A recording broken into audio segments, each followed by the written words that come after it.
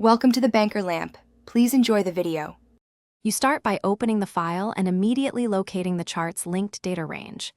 Make sure you've backed up the original worksheet or CSV. This protects you if edits break formulas. Once the chart is selected, open the data editor or the sheet range it references so you can see rows and columns together. You're not just changing numbers, you're preserving structure. So check headers, data types, and any hidden rows before making the first edit. Now change the actual data.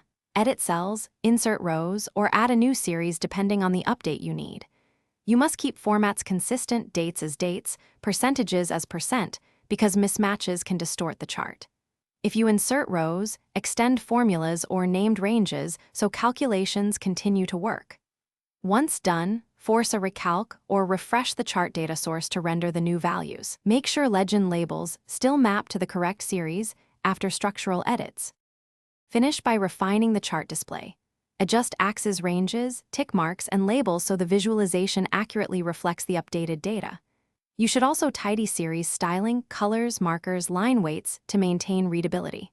Then validate results, compare totals or key metrics to the source cells, and scan for unexpected spikes. If you publish or export, refresh linked dashboards. Troubleshooting tip: if numbers don't match, check for hidden rows. Pivot filters or stale cached ranges and refresh or rebind the data source. Thanks for watching. If this was helpful, leave a like and consider subscribing. See you next time.